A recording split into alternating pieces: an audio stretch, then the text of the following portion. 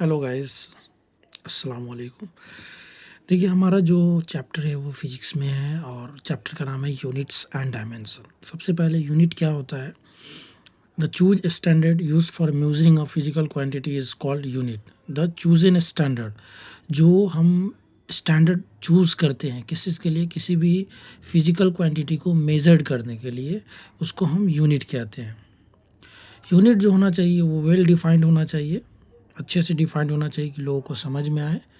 KG एक well defined unit है, metre एक वेल डिफाइंड यूनिट है, टेम्परेचर के लिए केल्विन एक वेल डिफाइंड यूनिट है।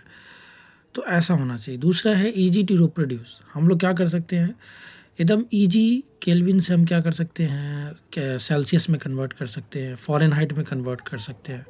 तो इजी टू रिप्रोड्यूस है। उसके बाद compare, easy to compare.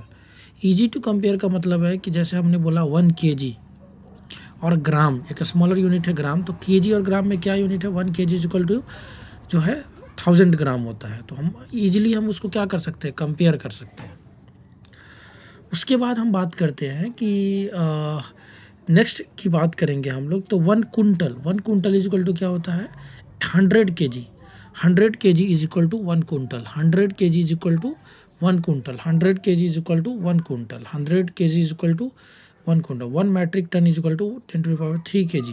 1 metric ton is equal to 10⁻³ kg। 1 metric ton is equal to 10⁻³ kg। एक मेट्रिक टन में 10⁻³ kg होता है।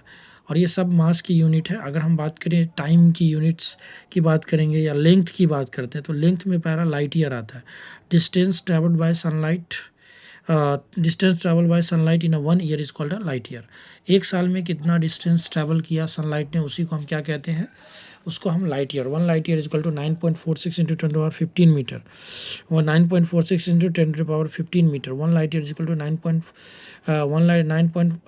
Light year is equal to 9.46 into 10⁻15 metre. 1 light year is equal to 9.46 into 10⁻15 metre.